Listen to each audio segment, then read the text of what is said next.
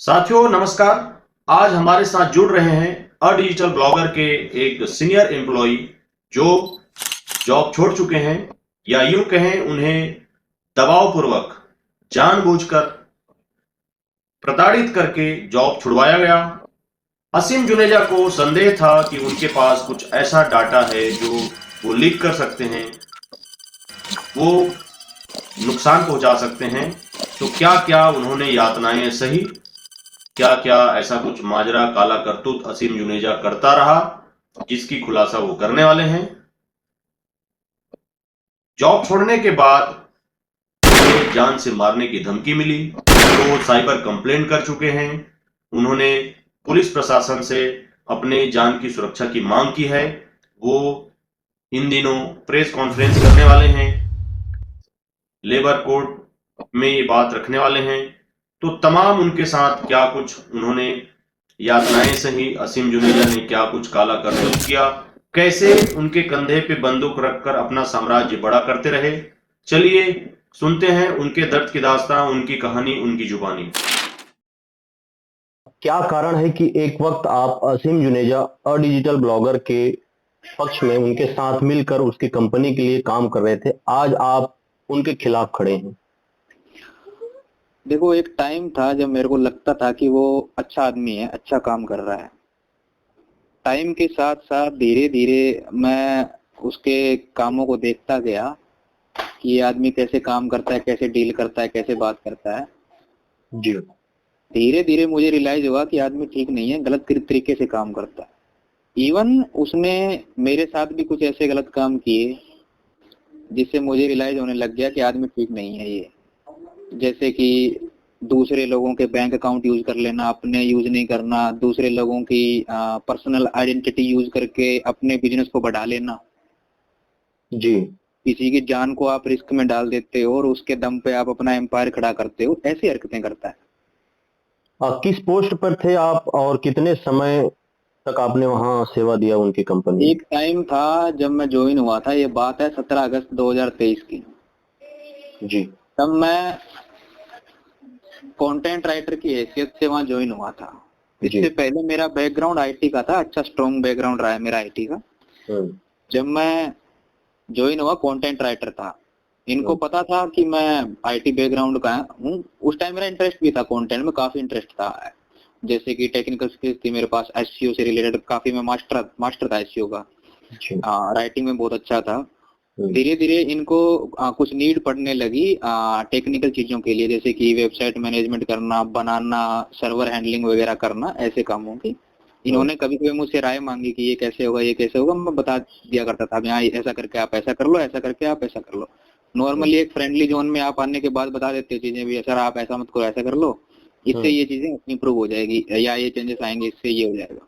हम्म। तो मैं friendly nature में था शुरू से ही। आज भी जितने भी अगर आप पता भी करना चाहो तो मेरे साथ जिन जिन लोगों ने काम किया है आज तक, हम्म। जो लोग मुझे जानते हैं वो खुद बता देंगे। धीरे धीरे मेरे को ये लोग लेके आए आईटी में, आईटी का काम करवाना स्टार्ट कर दिया था। उस टाइम में कंटेंट राइटर ही था।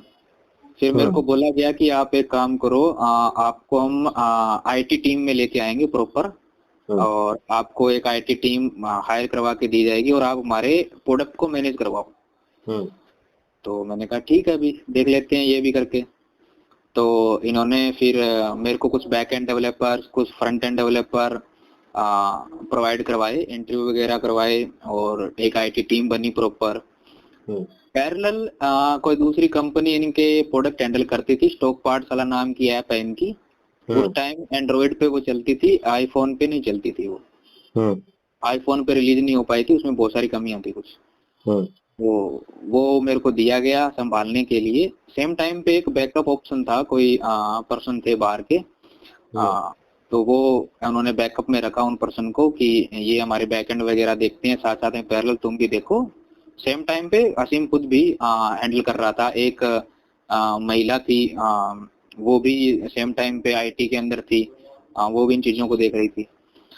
क्या और धीरे डिजिग्नेशन था धीरे उन दिनों जब आप वहां से आपको निकाला गया या आप खुद निकल गए? तो क्या डिजिग्नेशन थी आपकी? वो आपको निकाले जाने या मैं निकल जाने के पीछे की बैक स्टोरी बताइए। मैं निकलना नहीं चाहता था, पर हम्म। मेरे को जब रियलाइज हुआ ना कि ये लोग गलत काम कर रहे हैं, तब मेरे को लगा कि यहाँ से जाना अच्छा रहेगा, यहाँ भविष्य खराब हो सकता है। तो मैंने क्या किया कि रिजाइन कर दिया। उस टाइम तक माहौल काफी खराब हो चुका था जब मैंने ये सोचा कि मैं रिजाइन करूंगा। उससे पहले इन्होंने मेरे काफी डेटा का मिसयूज वगैरह कर लिया था, तो मेरे को आइडिया हो गया अब यहाँ ठीक नहीं है। ऊपर से इनका सीन ये होता था, रिजाइन करना का भी एक कारण था। आप ये लोग सैटरडे संडे काम करवाते थे, चलो ठीक है महीने में 1-2 बार आदमी कर दे, ऐसे ही कर देगा, कोई दिक्कत नहीं होती। रोज रोज का होता था, हर दूसरे तीसरे सैटरडे संडे काम करो, रात को हर रोज 11-11 बजे तक काम करो, सुबह 9 बजे ऑफिस आ जाओ। 16-16, 18-18, 20-20 घंटे तक काम किया मैंने, और ये रेगुलर का था। आप बस रात को फोन कर देते हैं या मैसेज डाल देते हैं, ये चल नहीं रहा, ठीक करके दो इसको, और मैं उठ के उसको ठीक कर रहा हूँ, क्योंकि जिम्मेवारी है। और जिम्मेवारी थी, घर पे फैमिली में मेरे प्रॉब्लम चल रही थी, तो मैं सैलरी पे ही डिपेंड था, तो मजबूरन आदमी को करना ही पड़ेगा, क्या करे आदमी। मैंने बहुत बार इनको नोटिस में लेके आया, इवन मेरे पास हर चीज का प्रूफ है इन सब चीजों का, कि सिस्टम ठीक नहीं है, आप इसको ठीक करो, मैं नहीं कर सकता ऐसे काम। आप ये देख लो कि स्टार्टिंग का 1 साल जब मेरा था, उसमें मैंने एक भी छुट्टी नहीं ली। इतना काम किया मैंने। सैटरडे का काम करवाते थे, मेरे को बुला लेते थे, एक भी सैटरडे आया करो आप। सैटरडे की मेरे को कभी पे नहीं मिलती थी, ऐसा भी सीन था।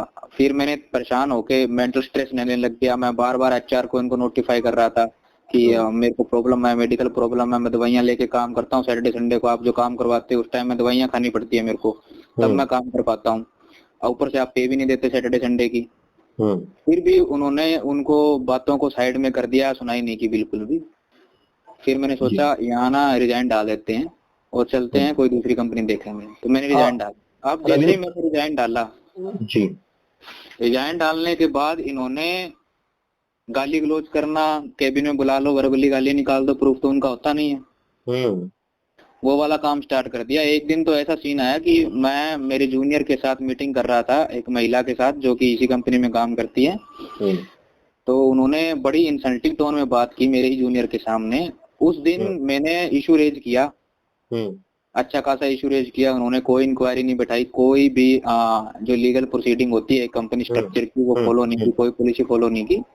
उस दिन मेरे को एहसास हुआ यहाँ वैल्यूएबल नहीं है काम करना, ये है नहीं, लोग कामयाब लोग नहीं है।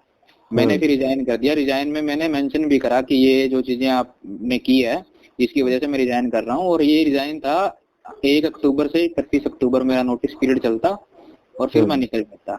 और इस बीच में इन्होंने एक हायरिंग भी करी मेरे रिप्लेसमेंट में, और मैंने अपना नोटिस पीरियड सही तरीके से रूल रेगुलेशन के हिसाब से पूरा किया। मजेदार बात ये है कि जब 31 अक्टूबर आई तो एक दिन पड़ा था लास्ट वाला, जब मैं सुबह ऑफिस गया तो मेरे सारे एक्सेस वगैरह बंद कर दिए गए थे। टोटल सारे एक्सेस बंद कर दिए गए थे टोटल। और मैंने मैसेज किया कि आज मैं लॉगिन वगैरह नहीं कर पा रहा हूँ, ये बंद आ रहा है। तो वो सीन करके छोड़ दिया, रिप्लाई नहीं करा। फिर मैंने एचआर से पूछा ये तो एक तरह का ये कॉर्पोरेट कल्चर है, जब किसी को फायर करना होता है तो फिर ये मेंटली टॉर्चर वगैरह और इस तरह का शुरू हो जाता है, टैक्टिक्स है, टैक्टिक्स है। हाँ, मैं पहला नहीं हूँ। अगर प्रॉपर इन्वेस्टिगेशन हो ना तो बहुत सारे, मैं कहूँ 20+ लोग ऐसे मिल जाएंगे जो मेंटली टॉर्चर किए गए हैं। 20+ आराम से मिल जाएंगे। इवन कम से कम मेरे को लगता है 5 या 10 के आसपास तो हो सकता है वो लोग मिल जाएंगे जिनका लेबर लॉ में कोर्ट केस चल रहा है इनके खिलाफ। अभी मैं पर्टिकुलर आपके संदर्भ में जानना चाहूंगा कि पॉइंट टू पॉइंट मतलब उन्होंने आपके निजी डाटा का या निजी असेट्स का क्या दुरुपयोग किया। जैसे आपने बताया कि बैंक अकाउंट का गलत उद्देश्य से इस्तेमाल किया जा रहा था, तो पॉइंट टू पॉइंट मतलब उन्होंने उनकी ओर से क्या क्या आपके इंडिविजुअल जो असेट्स हैं उन्हें कंपनी के फेवर में या अपने हित में इस्तेमाल किया? मैं जब नया नया था उसके थोड़े टाइम बाद एक बार मेरे को बोला गया कि मेरे को ना कुछ पैसे ट्रांसफर करने हैं, मेरा यूपीआई काम नहीं कर रहा, तुम्हारे अकाउंट से कर लूं क्या? नॉर्मली करने होंगे किसी को। तो मैंने ये सोच के बोल दिया कि ठीक है कर सकते हो आप। तो असीम ने अपने अकाउंट से मेरे अकाउंट में पैसे ट्रांसफर करे, फिर मेरे अकाउंट से आगे किसी को ट्रांसफर करे। नॉर्मल सी बात होती है, आप बोलोगे तो मैं कर दूंगा, मैं बोलूंगा तो आप कर दूंगा, एक ही तो ट्रांजेक्शन छोटी मोटी, तो आप एक फ्रेंडली बिहेवियर में करते ही हो। अब ये रिपीट होने लग गया। मैंने ऑब्जेक्शन करने की कोशिश की तो मेरी सैलरी डिले मार दी। अब इनको पता था कि मेरी फैमिली मेरे पे डिपेंडेबल है, तो आप सैलरी होल्ड मारोगे, इसकी सैलरी होल्ड मारोगे तो ये तड़फेगा तड़फेगा, तो आप जो काम बोलोगे वो करना पड़ेगा इसको। ये वाला सीन था। अब उसके बाद इन्होंने रिपीट काम कर लिया, मेरा मोबाइल लेता, उसमें पैसे डालता, दूसरे अकाउंट में ट्रांसफर कर देता। अब ये इसका क्या अपना पर्सनल सीन था, कैसे इसने इसको चलाया ये मैं पूरी डिटेल में बता नहीं सकता। वो कौन है जिसके अकाउंट के अंदर वो पैसा गया। कुछ अकाउंट इतना कह सकता हूँ उसके फैमिली अकाउंट थे। अब ये क्या करता है, जो मेन इश्यू है सबसे बड़ा, जहाँ से पॉइंट ट्रिगर होता है कि ये आदमी इन्वेस्टिगेशन करता है।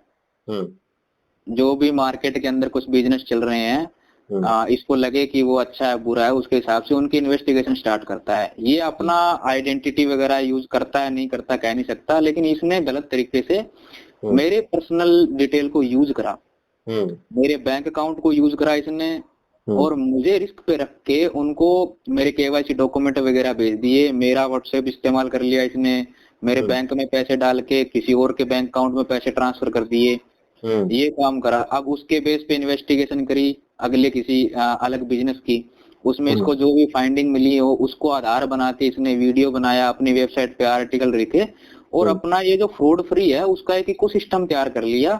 उसके बेस पे मैं नाम ले सकता हूँ, इनफाइनाइट बीकन नाम से पहला वीडियो जो बड़ा वीडियो इसका रिलीज हुआ, उसके बाद दूसरा रिलीज हुआ, यहाँ से स्टार्टिंग हुई थी मेरे को याद है।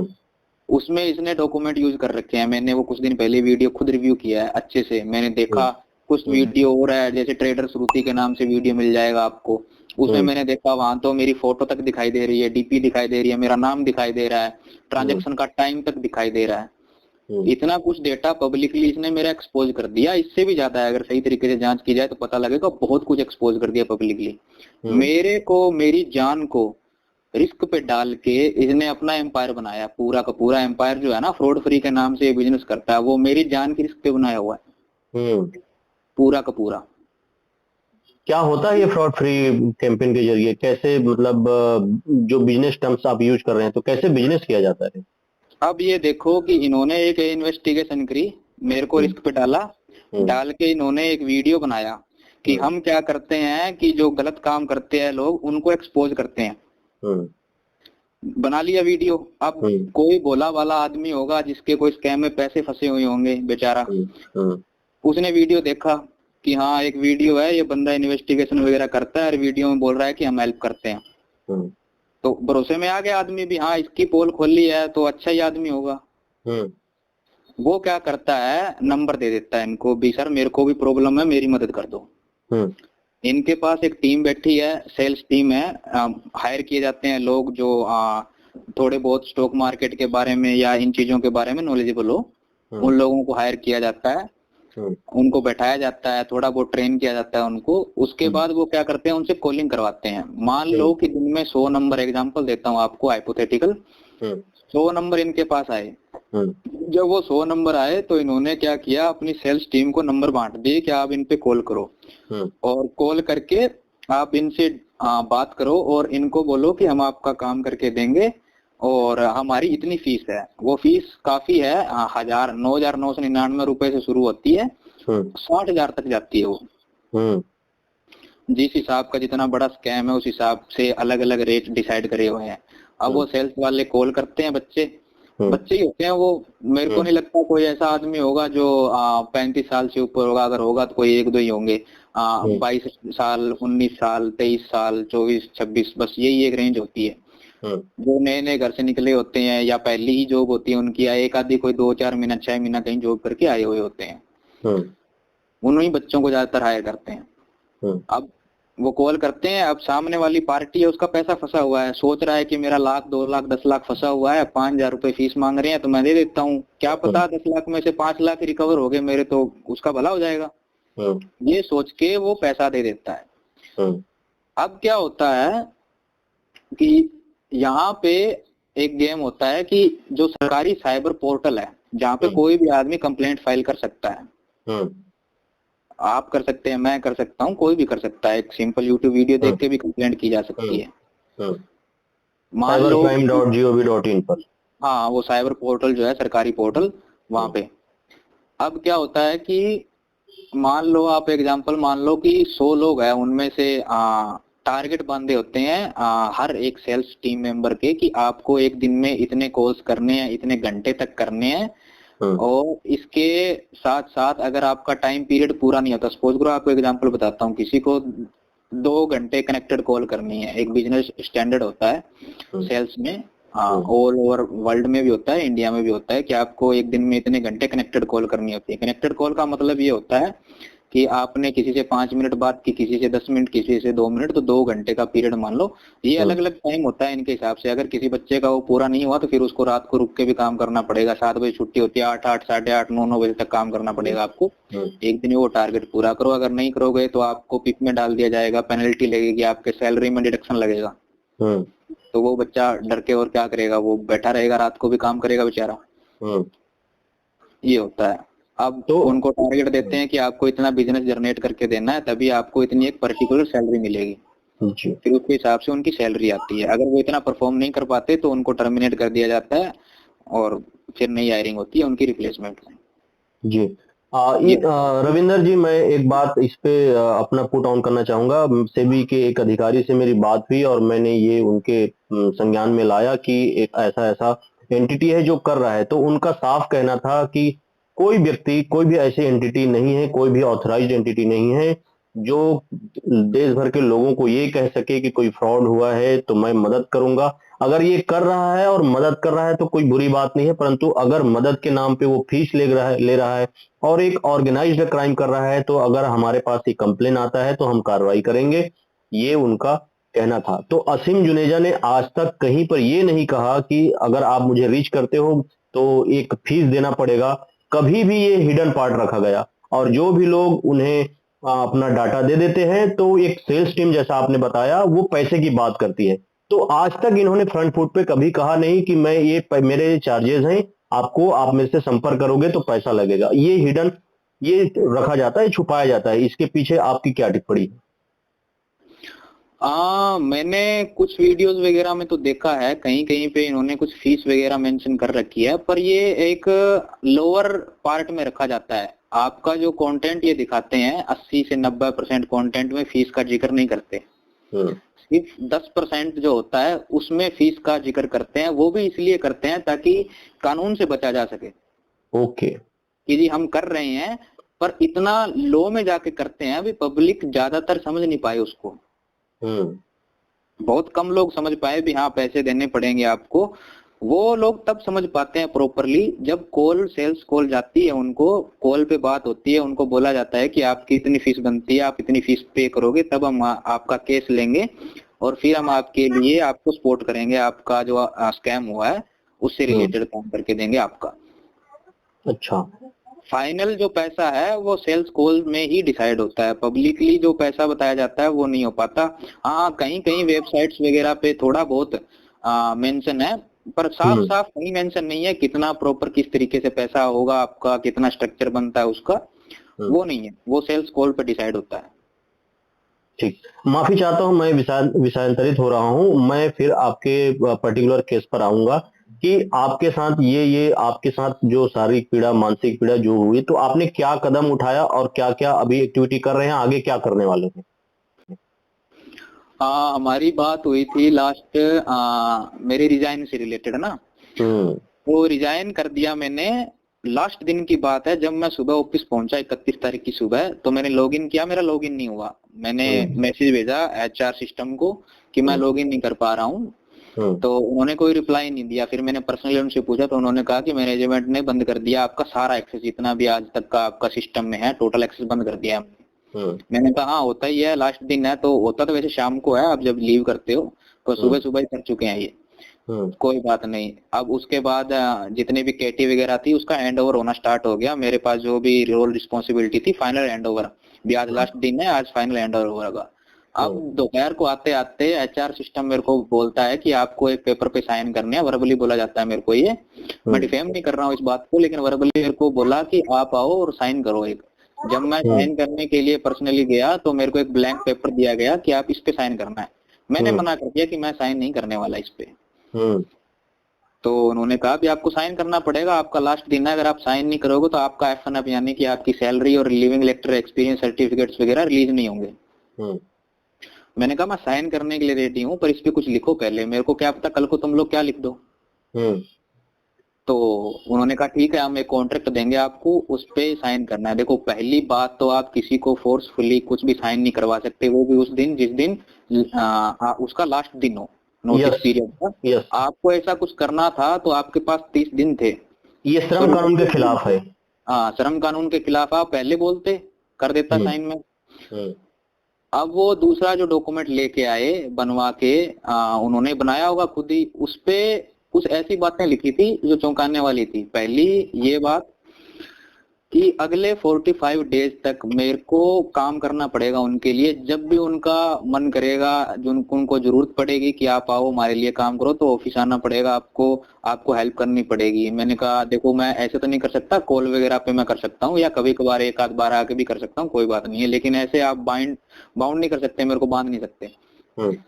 उसके बाद दूसरा पॉइंट कि 45 डेज तक अगर बिजनेस में कोई प्रॉब्लम आती है, चाहे वो टैक्स से रिलेटेड हो या कोई भी चीज हो, तो आप जिम्मेवार हो उसके। तीसरा पॉइंट, आप कभी भी बाहर जाके ये कभी नहीं बताओगे कि कंपनी ने आपके बैंक अकाउंट, आपकी पर्सनल आइडेंटिटी वगैरह यूज कर रखी है। ये एक पॉइंट था। इसके अलावा 5-6 पॉइंट और थे जो सारे के सारे इलीगल थे। अब इसमें ये लिखा कि इनमें से अगर एक भी फेल हो जाता है तो आपके ऊपर 10 लाख की पेनल्टी लगा सकती है कंपनी। अच्छा, ये भी लिखा। अब ये बताओ, एक तो कंपनी गलत तरीके से मेरे पर्सनल बैंक अकाउंट, मेरी पर्सनल आइडेंटिटी, मेरा पर्सनल आधार कार्ड, मेरा पर्सनल बैंक स्टेटमेंट, मेरी पर्सनल चेकबुक की कॉपी यूज कर रही है, बाहर पता नहीं किसको भेज रही है, सामने वाला कौन इंसान है। आप ऐसे ऐसे पोंजी स्कैम एक्सपोज कर रहे हो जिनको बोल रहे हो कि वो 4000 करोड़ का था, 3000 करोड़ का था। ऐसे ऐसे लोगों को मेरे डॉक्यूमेंट भिजवाए जा रहे हो, मेरी जान को रिस्क पे है। ऊपर से आप ये बोल रहे हो कल को आप बाहर जाके किसी को बता दोगे कि हमने ये यूज कर रखा है, तो आप 10 लाख रुपए पे करोगे। साइन किया आपने? मैंने साइन नहीं किया, मना कर दिया भी मैं ये साइन नहीं करूंगा। आप मेरे से हैंडओवर लो, जो मैं काम करता हूँ उसका जस्टिफिकेशन लो, यही जिम्मेवारी है। मैं ऐसी फालतू की कुत्ती चीजों को साइन नहीं कर सकता, सीधी सी बात। तो उन्होंने कहा ठीक है जी, आपका एफएनएफ तो नहीं आएगा, फिर आपकी सैलरी है, लास्ट सैलरी, वो हम रिलीज नहीं करेंगे, प्लस आपके डॉक्यूमेंट रिलीज नहीं करेंगे। मैंने कहा वो तो आपको करना पड़ेगा, नहीं तो मैं कोर्ट चला जाऊंगा। तो देखते हैं फिर क्या हुआ। इन्होंने एक पेपर लिया और उस पे कहा कि आपकी जो रोल एंड रिस्पॉन्सिबिलिटी है, आपके पास एक्सेस वगैरह, इसमें लिख दो कि आपने वो सारा हैंडओवर कर दिया है और साइन करके दे दो। मैंने कहा हाँ मैं ये कर सकता हूँ, ये थोड़ा ठीक लग रहा है मुझे। तो मैंने एक ब्लैंक पेपर पे खुद अपने हाथ से लिखा उसमें कि मैंने ये चीजें आपको केटी बना के दी है। शायद 12 GB के आसपास की वीडियो रिकॉर्डिंग वगैरह थी, उसमें कुछ डॉक्यूमेंट्स वगैरह थे। उसमें लिखा हुआ था कि मैंने अपनी रिप्लेसमेंट को प्रॉपर तरीके से सिखाया, समझाया है, उसको केटी हैंड ओवर कर दी है, क्रॉस क्वेश्चन केटी वगैरह भी हैंड ओवर कर दी है। ऐसी काफी सारी डिटेल थी उसमें। और फिर मैंने वो डॉक्यूमेंट, उसका रिकॉर्ड है मेरे पास प्रॉपर, वो मैंने उनको सबमिट कर दिया। अब इस बात को होते होते 8 साढ़े 8 का टाइम हो चुका था ऑफिस में। मेरे को 7 बजे निकलना था, 8 साढ़े 8 उन्होंने करवा दिया मेरे को, इन झंझटों में रखा पकड़ के। अब उसके बाद मैं एक मेल करता हूँ अपने पर्सनल मेल से, जो कि एक ऑफिशियल मेल होता है, लास्ट एग्जिट मेल, कि अब मेरा सारा रिस्पॉन्सिबिलिटी पूरा हो चुका है और कंपनी के प्रति और मेरे प्रति कोई अब लाइबिलिटी वगैरह नहीं होगी लीगल टर्म्स के हिसाब से। नो ड्यूज की, जैसे नो ड्यूज वगैरह का प्रोसेस है। हाँ, तो मैंने वो मेल किया। मैं चला आता हूँ अपने घर, आता हूँ रूम में और देखता हूँ कि 9:30 के आसपास मेरे पास मेल आया हुआ है कि आपने अपनी केटी वगैरह प्रॉपर पूरी नहीं की और डॉक्यूमेंट पे साइन नहीं किए, आपको एज सून एज पॉसिबल आके वो साइन करने हैं। मैंने कहा अभी मैंने तो इनको बोल रखा है कि मैं साइन नहीं करूंगा ऐसी गलत चीजों पे, तो आप इसको एवज बना के, हथियार बना के आप मेरे से साइन करवा रहे हो। तो मैंने मना कर दिया कि मैं ये साइन नहीं करूंगा। मैंने उसका प्रॉपर जवाब दिया कि केटी वगैरह में डॉक्यूमेंटेड, मेरे पास हर चीज का प्रूफ है, जिस भी तरीके का प्रूफ चाहिए हर चीज का प्रूफ है मेरे पास। मैंने कहा कि मैं नहीं करूंगा, मैंने आंसर दे दिया इसका प्रॉपर। और उसके बाद मैंने कुछ दिन बाद एक फॉलो वगैरह मेल भी भेजा इनको, मेरी सैलरी वगैरह की डेट बताओ कब आएगी, 45 दिन का पीरियड जो होता है आपका वो कब पूरा होगा, और किस दिन सैलरी आएगी, किस दिन डॉक्यूमेंट आएगी, उसका कोई जवाब नहीं है। कुछ दिन बाद इनका एक मेल आता है कि आपके पास पर्सनल लैपटॉप होता था, सॉरी इसका ऑफिशियल लैपटॉप होता था, कंपनी जो दिया था वो आप घर लेके जाते थे, तो हमें डर है ऐसी कुछ बातें लिख के कि आपके पास डेटा हो सकता है, काफी कुछ इसमें इन्होंने मेंशन कर दिया। मैंने उसका भी जवाब दिया कि आपने जब भी मेरे को लैपटॉप साइन किया गया था, ये मेरे को रात को कभी भी रैंडम बोल देते थे ये काम करके दो। मेरे पास लैपटॉप नहीं होता था, मेरा लैपटॉप कैपेबल नहीं था, तो एक ऑफिशियल लैपटॉप मेरे को दे दिया गया कि ये आप जब चाहे तब घर ले जाओ, कोई दिक्कत नहीं है इसमें, और आप यूज कर सकते हो इसको। तो मेरे को रात को फोन करते थे, इवन सैटरडे संडे मेरे को फोन कर देते थे कि ये चीज बंद पड़ी है, ये चीज ऐसे हो रखी है, वैसे हो रखी है, इसको ठीक करके दो। मैं करके देता था। अब आदमी मजबूरी में क्या करे, खाना तो खाना ही है, खाना किससे आ रहा है, सैलरी से आ रहा है। अगर मैं मना करूंगा तो सैलरी नहीं आएगी, सैलरी नहीं आएगी तो खाना नहीं आएगा, घर पे घर वालों का खर्चा कैसे मेंटेन करूंगा मैं, उसी से सारा मेंटेन होने वाला है। घर पे मेरा मेडिकल एक्सपेंस अलग से होता है, वो मेरी सैलरी पे डिपेंड था। उसी को इन्होंने बहुत बार हथियार बनाया, मेरी सैलरी बहुत बार डिले करी है। जो सैलरी मेरी आ सकती थी 10 तारीख को, 7 तारीख को, 3 तारीख को लीगल टर्म्स के हिसाब से, वो कभी कभी तो 18 तारीख को आती थी। तो ऐसा चलता रहा, काफी कुछ लंबा चौड़ा सिस्टम था इस चीज का। अब क्या हो गया कि मैंने इनको एक मेल भेजा कि अब मैं लीगल प्रोसीडिंग करूंगा, उसके लिए क्या करो आप, मेरी आज तक की जितनी भी अटेंडेंस है, आप लोगों ने जितना मेरे को काम असाइन किया है, जो काम मैंने किया है, सीसीटीवी फुटेज वगैरह वो प्रिजर्व कर लो, कल को मेरे लीगल प्रोसीडिंग में वो काम आएगी। ऐसा करके मैंने एक मेल किया। ये 23 के आसपास मेल जाता है, 23 दिसंबर के आसपास कहीं जी। उसके बाद मेरे को कुछ दिन पहले एक फोन कॉल आती है कि आपके ऊपर जी एक साइबर केस है कि आपने डेटा चोरी किया और हैकिंग किया आपने। अच्छा। ऐसा करके आपके ऊपर केस है, आप पुलिस स्टेशन में आओ 7 फेज मोहाली में और रिपोर्ट करो। तो मैंने कहा ठीक है। फिर मैं एक दिन छोड़ के चला गया, अगले दिन चला गया। मैं जब वहां गया तो मैंने कुछ चीजें देखी, वहां चौंकाने वाली चीजें थी। काफी लोकल इन्फ्लुएंस वहां रेज कर रखा था। जो वहां का स्टाफ था उसका बिहेवियर देख के मेरे को लग गया था आइडिया कि ये वन साइडेड इन्वेस्टिगेशन है प्रॉपर। पुलिस का जो बिहेवियर था उसको देख के मेरे को आइडिया हो गया था वन साइडेड इन्वेस्टिगेशन है प्रॉपर जी। वो इन्वेस्टिगेशन नहीं लग रही थी, वो फ्रेम लग रहा था कि बस इसको किसी भी तरीके से साबित कर दो कि ये गलत है, इसी ने हैक किया है कुछ। यस, वो प्रॉपर साफ दिखाई दे रहा था। उनका जो ट्रीटमेंट था वो ट्रीटमेंट फेयर ट्रीटमेंट था ही नहीं, पूरा स्क्रिप्टेड था ये इन्वेस्टिगेशन। और असीम जुनेजा द्वारा प्रायोजित था। हाँ, प्रॉपर स्क्रिप्टेड ट्रीटमेंट था वो। मैं वहां बैठा, उनसे बातें की। उनकी जो लैंग्वेज थी वो लैंग्वेज अच्छी नहीं थी। जो इन्वेस्टिगेशन ऑफिसर वहां बैठे थे, जिन्होंने मेरे से बात वगैरह की, इनको अच्छा किंग ट्रीटमेंट दिया गया मेरे ही सामने बैठ के। वे आप राजा हो जी बैठो। और मैं पहले से बिना इन्वेस्टिगेशन के क्रिमिनल साबित कर दिया उन्होंने। मेरे से काफी कुछ चीजें पूछी। मैंने उनको इश्यूज बताए कि इन्होंने इस तरीके से गलत काम कर रखे हैं जो कि सही नहीं है। उन्होंने उन सारी चीजों को दरकिनार कर दिया। मैंने उनको ये भी बताया कि कंपनी छोड़ने के बाद मुझे जान से मारने की धमकी आई हुई, इस आदमी की वजह से आई हुई है। उसमें नाम लिखा हुआ धमकी में, इस आदमी का नाम। उस धमकी में ये भी लिखा हुआ है कि किसी का 500 करोड़ का लॉस हुआ है और उसकी वजह से वो मुझे ढूंढेंगे, क्योंकि इसने मेरे डॉक्यूमेंट यूज कर रखे हैं, मेरी जान को इसमें डालकर बिजनेस बनाया इसने सारा। यस, अब वो ढूंढेंगे किसको? मुझे ढूंढेंगे। इसने तो आईडी वगैरह कोई यूज ही नहीं की, कहीं मेरी यूज हुई है। तो ढूंढेंगे तो अगले मुझे, वो तो मेरे पे शक करेंगे, चाहे वो कोई भी लोग है, किसी भी तरीके के लोग हो सकते हैं। तो मैंने उनको बताया। कंप्लीटली पुलिस ने इग्नोर कर दी इस बात को। 20 आदमी को जान से मारने की धमकी आई हुई है, कम से कम इन्वेस्टिगेट करें, देखें तो सही क्या लिखा है उसके अंदर। आप किसी को ये बोलते हो पुलिस में जाके कि मेरे पास एविडेंस है सर, मैंने साइबर क्राइम पोर्टल पे कंप्लेंट भी फाइल कर रखी है, आप चेक करो उसको। और पुलिस आपके मुंह के सामने इग्नोर कर रही है उन बातों को कि ये तो ऐसे ही बोल रहा है कुछ भी। अब आप साफ साफ बोल सकते हो। आप जिनके साथ बातचीत कर रहे थे वो किस रैंक के अधिकारी थे, जिन्हें किसे उन्होंने इन्फ्लुएंस किया है? मैं रैंक नहीं बता पाऊंगा प्रॉपर, मेरे को नाम भी पता नहीं है। उन्होंने उन चीजों को अवॉइड किया। जो मैंने इन्फॉर्मेशन उनसे मांगी वो इन्फॉर्मेशन उन्होंने दी नहीं। इवन मैंने उनको बोला कि आप एक काम करो, जो कंप्लेंट मेरे पे फाइल की गई है वो कंप्लेंट दिखा दो मेरे को, क्या लिखा है उसमें। कंप्लेंट नहीं दिखाई, मेरे को सिर्फ बोला तुमने हैकिंग की है। मैंने कहा मैंने नहीं की। तो फिर असीम से कुछ रिकॉर्ड मांगा उन्होंने, तो कोई एक पेज स्क्रीनशॉट, इनके सीआरएम बैकएंड का स्क्रीनशॉट था, उसमें मेरा नाम लिखा हुआ दिखाई दे रहा था। तो नाम तो कोई भी लिख सकता है, कौन सी बड़ी बात थी।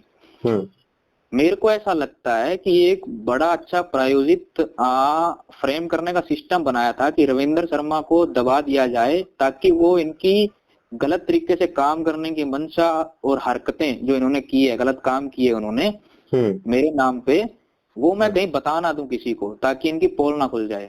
जी।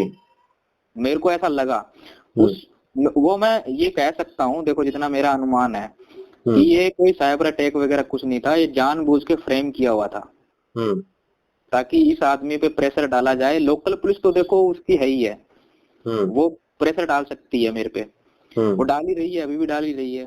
तो ये दबेगा, डरेगा, डरेगा तो ये पीछे हटेगा, पीछे हटेगा तो हमारी पोल खुलने से बच जाएगी, कॉम्प्रोमाइज कर लेगा। पर मैं कॉम्प्रोमाइज थोड़ी करने वाला हूँ, मेरे को चाहे सुप्रीम कोर्ट में जाके लड़ना पड़े, मैं वहां भी जाऊंगा। अब मैं हर एक चीज वो इनकी पोल खोलूंगा कि किस किस तरीके से गलत काम करते हैं ये लोग। मैं किस किस तरीके से करते हैं? अब एक ये तो छोटा सा एग्जांपल है, सपोज करो मैं एक एम्प्लॉई हूँ। एम्प्लॉय क्या होता है, कंपनी के लिए एसेट होता है। आप उसको यूज करते हो, किस लिए हायर किया जाता है कि आपको एक पर्टिकुलर काम दिया जाएगा, आप लीगल तरीके से वो काम करोगे और आप उसकी जान को खतरा बना के अपना बिजनेस एम्पायर खड़ा करने लग जाते हो। उसको बिना बताए उसके डॉक्यूमेंट पता नहीं कहाँ कहाँ भेज देते हो, उसके डिजिटल सिग्नेचर यूज करते हो आप, डिजिटल आइडेंटिटी यूज करते हो आप। तो जब आदमी ये कर रहा है तो ऐसा चांसेस बहुत ज्यादा है कि और भी बहुत कुछ हो रहा होगा। मैं कह सकता हूँ कि काफी कुछ हो रहा होगा अगर प्रॉपर इन्वेस्टिगेशन की जाए, इनके सारे बैंक अकाउंट्स की जाए, इनके तो ये जो ऑर्गेनाइज्ड क्राइम हो रहा है, आपको संदेह है कि ऑर्गेनाइज्ड क्राइम हो रहा है, उस दिशा में आपने कुछ प्रयास किया, कुछ आपने शिकायत कहीं किया? देखो मैंने साइबर क्राइम पोर्टल पे शिकायत कर रखी है। अभी इन्वेस्टिगेशन स्टार्ट हो गई है नहीं हो गई मेरे को प्रॉपर आइडिया नहीं है, क्योंकि मेरे पास नोटिफिकेशन नहीं आया और बहुत दिन हो चुके हैं शिकायत किए हुए। 2 शिकायतें मैं ऑलरेडी साइबर क्राइम पोर्टल पे कर चुका हूं, पर क्योंकि लोकल इन्फ्लुएंस है तो मुझे नहीं लगता कि इसमें कोई प्रॉपर जांच हो पाएगी। आपको जान से मारने की जो धमकी मिली, वो कोइंसिडेंस था? कोई और हो सकता है, यही हो सकता है? उसके बाद आपने अपनी जान की सुरक्षा के लिए क्या मजिस्ट्रेट वगैरह से संपर्क किया? आपने उसकी गुहार लगाई कि मुझे मेरी सुरक्षा दीजिए? हाँ, मैंने देखो जब धमकी आई उसके बाद मैंने लीगल अथॉरिटी को अप्रोच किया, उसको भेजा, सारी डिटेल जो मेरे पास थी, जान से मारने की धमकी थी, उसको पूरी डिटेल उसको मैंने भेजा। उसके काफी टाइम तक कोई एक्शन नहीं हुआ। फिर मेरे को बुलाया जाता है कि आप आओ और एक स्टेटमेंट दो भी, ये क्या चीज है, ताकि हम इस पे लीगल प्रोसीडिंग कर पाए। तो मैं कुछ दिन पहले गया भी था गवर्नमेंट ऑफिशियल्स के पास, ऑन द रिकॉर्ड है मेरे पास वो सारी चीजें, वहां पे स्टेटमेंट वगैरह दे के आया। वहां पे कुछ नहीं हुआ था। तो आज 20 तारीख को मैं फिर से गया था वहां पे कि मेरा ये बताओ क्या हुआ। तो उन्होंने बोला कि हम आपकी फाइल को आगे प्रोसीड कर रहे हैं, साइबर क्राइम ब्रांच के अंदर जाएगी आपकी फाइल ये, और फिर वो एक्शन लेंगे। तो मैंने उनको बताया कि मैंने एक और साइबर केस कर रखा है, काफी टाइम हो गया वो, तो उस केस के बारे में भी मेरे को बताओ आप क्या होगा। तो उन्होंने बोला कि हम इसी के अंदर वो इंक्लूड कर रहे हैं आपका केस और साइबर ब्रांच को पिंग कर रहे हैं कि वो आगे इस पे काम करें। तो इसमें 2-3 दिन भी लग सकते हैं, हो सकता है ज्यादा भी लग जाए, गवर्नमेंट प्रोसीडिंग थोड़ी स्लो होती है। तो मैंने कहा ठीक है, पर जो मैंने साइबर केस कर रखा है उसमें मैंने काफी कुछ चीजें रेज की है। जैसे कि सबसे बड़ा इम्पोर्टेंट मुद्दा जो है वो है मेरी आइडेंटिटी मिसयूज करना। भाई आप किसी की personal identity, digital identity misuse नहीं कर सकते। आप अपनी करो ना, आपको अगर करना है तो दूसरे की क्यों कर रहे हो? किसी और की जान को खतरे में डाल के आप क्यों अपना बिजनेस कर रहे हो? यस यस यस यस, गलत है ना, ये साफ साफ गलत है। ये आप बच रहे हो, आप तो पर्दे के पीछे बैठ जाओगे, कौन आपको छुएगा? जिसका डॉक्यूमेंट यूज हो गया सामने वाला तो उसको पकड़ेगा, अगर जान से मारना होगा उसको मार देगा। आजकल तो आपको पता है चलती सड़क पे लोग गोली मार जाते हैं। यस यस यस यस, इतना पंजाब में और क्राइम कितना ऊपर लेवल पे है, सबको पता है इस बात का। तो असीम जुनेजा ने तो अपने आप को ऐसे पॉलिश कर रखा है, ऐसे मांझ रखा है कि जैसे वो रिटेल ट्रेडर या जिनके साथ फ्रॉड हो गया उनके लिए मसीहा की तरह है। यूट्यूब में उसकी जिस तरह की वीडियो आता है वो सारा कुछ बचा हुआ है, आपको हथियार बना रहा है, आपके कंधे पे रख के बंदूक चला रहा है वो। ऐसे मेरे जैसे, ये तो वो मैं आदमी हूँ जिसको पता है कि मेरे कंधे पे रख के बंदूक चली, हो सकता है ऐसे और भी लोग हों। हो सकता है ना ऐसे और भी लोगों, कुछ लोग ऐसे भी हो डर गए हो, इन्होंने मुंह ही ना खोला हो, यस ऐसा भी हो सकता है। वो जी। जांच जब प्रॉपर सही तरीके से की जाए तब हम्म। पता लगेगा। तो आप जनहित याचिका या प्रेस कॉन्फ्रेंस, इसे मीडिया के मेन स्ट्रीम में लाने की बात देखो मेरी सोच। ये बात हम्म, चल रही है, मैं प्रेस से एक मीटिंग 2 मीटिंग कर चुका हूँ, जी मेन स्ट्रीम मीडिया में भी काफी लोगों को अप्रोच कर चुका हूँ, ऑन गोइंग प्रोसेस है, काफी अच्छा रिस्पॉन्स है मेरे पास, जी। डॉक्यूमेंटेशन वेरिफिकेशन वगैरह चल रही है। धीरे धीरे थोड़ा टाइम लगेगा, ज्यादा नहीं लगेगा, लेकिन मेन स्ट्रीम मीडिया इसको कवर करेगा सही तरीके से। जी हमारी ये पूरी कोशिश चल रही है और काफी है, लोग ऐसे धीरे धीरे उभर के आ रहे हैं जिनके साथ इन्होंने ऐसे गलत काम कर रखे हैं। अच्छा, मैं एक बात और पूछना चाहूंगा कि अगर असीम जुनेजा ये पॉडकास्ट देख रहा हो तो उनसे क्या सवाल पूछना चाहेंगे आप? मेरा पहला सवाल, आप किसी और की जान को खतरे में डाल के अपना धंधा बना रहे हो, आपका जमीर मरा हुआ है क्या? हम्म। मेरा ये पहला सवाल सीधा मुंह पे रहेगा। जी। आप मासूम इंसान को फ्रेंडली जोन में लाके उसकी जान को क्यों खतरे में डाल रहे हो? दूसरा, एक और सवाल मेरा, हम्म। क्या 40,000 42,000 50,000 की तनख्वाह खा के आपका घर चलता है किसी के? हम्म। क्या आप किसी की 40-50,000 की तनख्वाह खा के अपने बच्चे पाल रहे हो क्या? हम्म। और मैं अकेला थोड़ी हूँ, एक ऑर्गेनाइज सिस्टम स्ट्रक्चर है, अगर सही तरीके से ना कोड ऑफ कंडक्ट कंपनी को चेक किया जाए ना, आपको इतने वो मिलेंगे कंपनी के अंदर फ्लोज इन्होंने क्रिएट करे हुए कि लोगों की तनख्वाह खराब कर दी जाती है। इन पे ऑलरेडी लेबर लॉ में बहुत सारे केसेस चल रहे हैं। जी।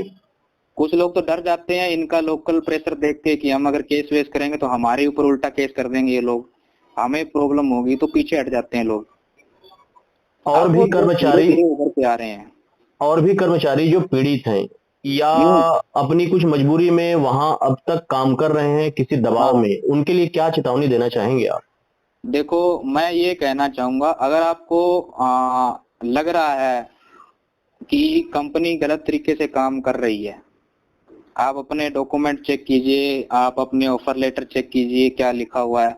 मैं आपको एक एग्जांपल देता हूँ, अगर कोई समझदार इंसान समझ पाए इस कंडीशन को सही तरीके से। जी।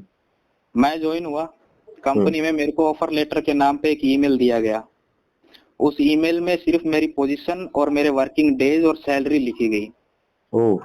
कोई पीएफ वगैरह नहीं, कुछ भी नहीं, सिर्फ इन एंड सैलरी लिखी गई। ठीक है, मैं कंटेंट राइटर था, मेरे से काफी टाइम तक आईटी का काम करवाया गया जो मेरी रोल रिस्पॉन्सिबिलिटी के बाहर था। कंटेंट राइटर आईटी का काम नहीं करता। फिर मेरे को प्रमोट करके प्रोडक्ट हेड बना दिया गया धीरे धीरे करके। जब मैं प्रोडक्ट हेड बन गया, मेरे को दूसरा ऑफर लेटर आया इंक्रीमेंट का।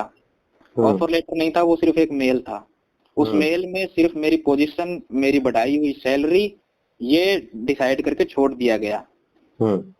अब आपसे कोई भी काम करवाया जा सकता है, अच्छा। क्योंकि पॉलिसी आपको बताई नहीं गई है। अब जो मालिक बोलेगा वो करना पड़ेगा, नहीं बोलेगा तो बोल देंगे काम ठीक नहीं कर रहा, बाहर निकालो इसको, सैलरी होल्ड करनी है तो होल्ड करो इसकी, डिले करनी है तो डिले करो इसकी, निकालना है टर्मिनेट करना तो करो। वो तो ओनर के वैसे हाथ में। लेटर में डिजिग्नेशन क्या लिखा है आप? अच्छा। रिटर्न में मेरी जो लास्ट डेजिग्नेशन थी वो एज ए प्रोडक्ट हेड थी। अच्छा। और मैं जो काम करता था, मेरे से जो काम करवाया जाता था वो बायोंड माई स्किल्स था। जैसे कि मैं सर्वर का आदमी नहीं था, थोड़ा बहुत नॉलेज था मेरे को, मैं डेवऑप्स नहीं था, मेरे से जबरदस्ती डेवऑप्स का काम करवाया जाता था। मैंने कभी एग्री नहीं किया कि मैं डेवऑप्स का एक्सपर्ट हूँ। मैं मेंटेनर था, वेबसाइट्स वगैरह मेंटेन करना, लेकिन मेरे से कम 6-7 लोग, इवन मेरे को एज ए टेस्टर फोर्स किया जाता था कि आप टेस्टिंग करो सिस्टम की, इसमें फ्लोज निकालो, टेस्टर की तरह रिएक्ट करो, एक आईटी टेस्टर जो होता है उसकी तरह रिएक्ट करो, ग्राफिक डिजाइनर बनो आप, यूआई वगैरह बनाओ आप, ऐसी चीजें, एसईओ करो आप। कम से कम 10+ रोल मैं आपको गिनवा सकता हूँ जो कि मेरे से करवाए जाते थे। अगर आप बस मेरे को कुछ 1-2 सेकंड का टाइम लें तो मैं आपको प्रॉपर्ली डिस्क्राइब कर सकता हूँ। बिल्कुल बिल्कुल, मतलब आपका सैलरी वही था, बट आपका मल्टीपल एक तरह का शोषण किया जा रहा है, एक तरह का शोषण ही है ये। अच्छे से प्रॉपर अच्छे से शोषण किया जाता था। और मैं बार बार, मेरे पास इस चीज के प्रूफ है, बार बार इनको रिमाइंड करवा रहा था कि इससे मेरी मेडिकल हेल्थ पे बहुत इम्पैक्ट पड़ रहा है। पर इनको तो वो था ना कि ये मजबूर है, करना ही पड़ेगा इसको, अगर सैलरी नहीं आएगा तो इसका घर नहीं चलेगा, इसके घर पे जो मेडिकल एक्सपेंस जा रहे हैं, घर में जो प्रॉब्लम चल रही है वो डिपेंडेबल है इन चीजों के लिए, तो जो मर्जी इससे करवा सको करवा लो। इवन मेरे पास तो ये भी प्रूफ है कि मैंने बहुत बार बोला हुआ है एचआर सिस्टम को भी कि मेरे को प्रॉब्लम है इन चीजों की, मेरी टाइम पे सैलरी डाल दो, टाइम पे सैलरी भी नहीं डाली। रिपीटेटिव फॉलो अप मैं लिया करता था, बार बार रिपीट करता था उन चीजों को कि आप ये गलत कर रहे हो, अब मेरे को टाइम पे सैलरी डालो। मेरे को स्ट्रेस था उसके, बार बार मैंने उस पे इनको नोटिफाई किया कि आप ये करो, किस हिसाब से ये होगा, पर इन्होंने कोई ध्यान नहीं दिया। इवन एक बार तो मेरी इंसल्ट तक कर दी गई थी, वो भी एक टीम्स मीटिंग के अंदर। और मैंने फिर उसके रिएक्ट में भी मेरे को लगा अब कंपनी छोड़ देनी चाहिए, बहुत अब्यूज हो गया मेरा यहाँ पे, तो मैंने वो फिर कंपनी छोड़ दी। आप देख लो, एक रोल था मेरा, मतलब मैंने कभी रिस्पॉन्सिबिलिटी नहीं ली इन चीजों की, पर ये मेरे पे थोपी गई। डेवऑप्स जिसका काम होता है सर्वर डिजाइन करना, मैनेज करना, डिप्लॉयमेंट करना, रिलीज करना। साइबर सिक्योरिटी के अंदर मेरे को डाला गया server, back and, front end वगैरह की सिक्योरिटी मेंटेन करने के लिए। फुल स्टैक डेवलपमेंट स्किल्स होती है जिसके अंदर मेरे को सुपरवाइजर बनाया गया, फ्लटर, लारावेल, रिएक्ट जैसे जैसे डेवलपरों का। सिस्टम डिजाइनर और माइक्रो सर्विसेज का आर्किटेक्चर जो होता है वो मेरे को बना दिया गया। डेटाबेस डिजाइन एंड मैनेजमेंट का हैंडलर बना दिया गया मेरे को। अब ये देखो, अगर मैं ये काम कर रहा हूँ तो मेरी सैलरी कितनी होनी चाहिए और मेरे को कितनी कम मिल रही थी, इसके रिगार्डिंग मैंने ऑब्जेक्शन उठाया कि मेरी सैलरी बहुत ज्यादा कम है, आप मेरी सैलरी स्टैंडर्ड सैलरी करो।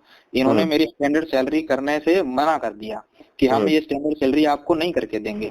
तो मैंने कहा कि फिर मैं काम नहीं करूंगा, मेरी स्टैंडर्ड सैलरी मेरे को करके दो। तो इन्होंने ज्यादा नहीं बढ़ाई, थोड़ी सी सैलरी बढ़ाई, पर उसमें भी एक कंडीशन लिख दी इन्होंने। अब मेरे को जब आपकी सैलरी बढ़ती है, नया रोल वगैरह साइन होता है, आपकी रिस्पॉन्सिबिलिटी बढ़ती है, तो आपको एक रिटर्न लेटर दिया जाता है, एक ऑफर लेटर दोबारा बनता है आपका, आपकी जॉब एंड रिस्पॉन्सिबिलिटी दोबारा मेंशन होती है आपको।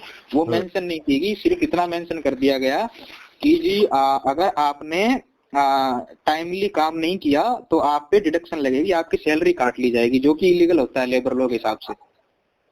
इसका मतलब साफ है कि वो फाइंड आउट करता है किसी मजबूर व्यक्ति को, किसी मजबूर कर्मचारी को, उसका ये दुरुपयोग करता है उसके पर्सनल डाटा का, असेट्स का, अपने एम्पायर को खड़ा करने के लिए, किसी से सेटलमेंट करने के लिए, किसी से धन उगाही करने के लिए।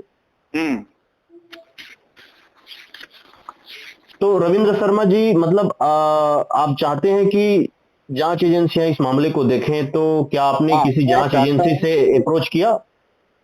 मैंने देखो अभी जो मेरी पहुंच जहाँ तक थी, जितना मैंने अभी स्टार्टिंग में किया है, अभी मेरी लॉयर वगैरह से बातें हो रही है काफी सारी। मेरे डॉक्यूमेंट्स वगैरह वो पढ़ रहे हैं, समझ रहे हैं कि कौन सा केस कहाँ पे चलेगा, किस तरीके से चलेगा। इन चीजों में आपको पता है टाइम लगता है, डॉक्यूमेंटेशन में काफी टाइम लग जाता है।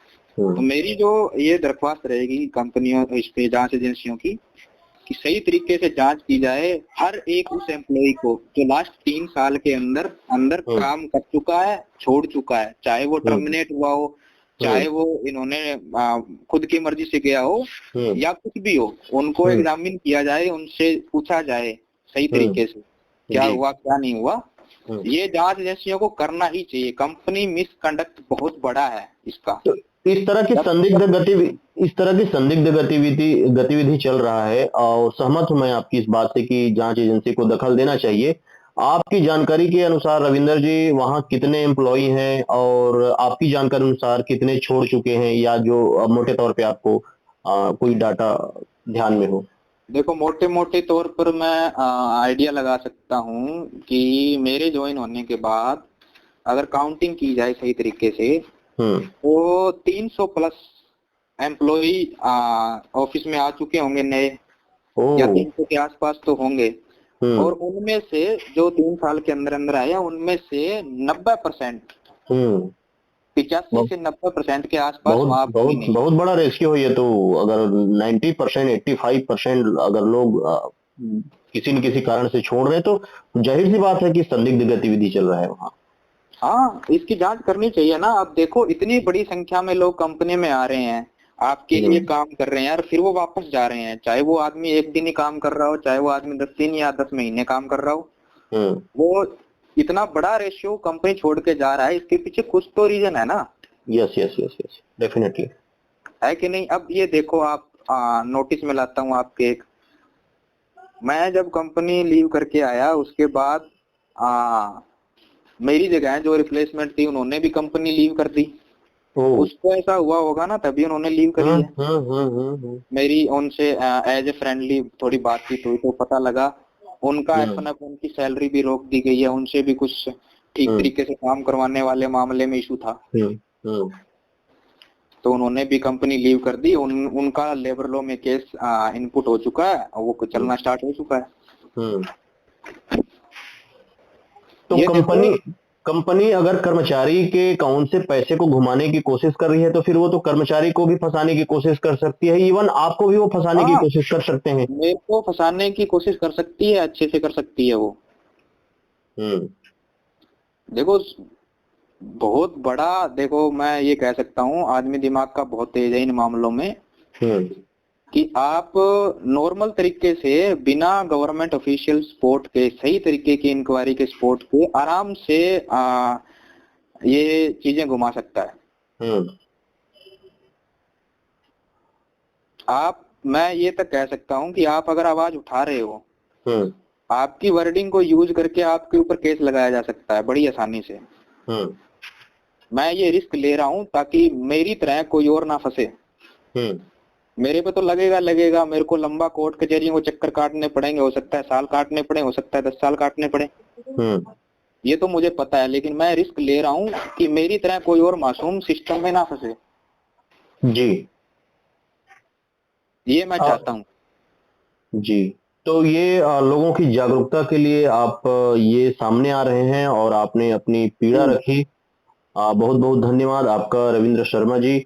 और भी कोई विक्टिम हैं जो इस पॉडकास्ट के बाद जुड़ना चाहें तो वो जर्नलिस्ट kundan7@gmail.com पर या kundanjwala@gmail.com पर मुझसे संपर्क कर सकते हैं। बहुत बहुत धन्यवाद रविंद्र शर्मा जी। आगे और हम बातचीत करेंगे इस मसले पर, वो जो भी अपडेट होगा इन्फॉर्म कीजिएगा। बहुत बहुत अभी जैसे जैसे अपडेट आते जाएंगे, अभी मेरा जो केसेस वगैरह इनपुट होने स्टार्ट हो गए हैं, उन पे जैसे जैसे इंक्वायरी होती है हम आपस में बैठेंगे, उन पे चर्चा करेंगे, श्योर करेंगे और ये कोशिश करेंगे भी कोई भी मासूम इस जाल में ना फंस जाए। जी, श्योर सर।